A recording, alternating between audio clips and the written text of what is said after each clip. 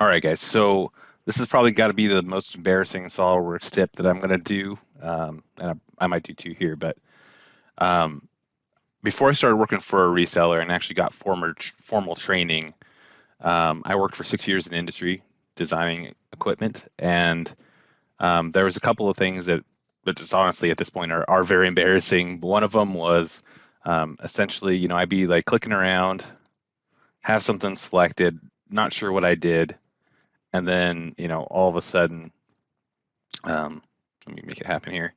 I get this, right? And at this point, I wouldn't know what to do.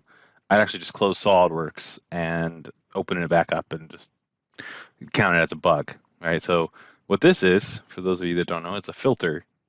If you hit F5 on your keyboard, you can see all the filters. So because I had a face selected and I hit X on my keyboard, it turned on a face filter.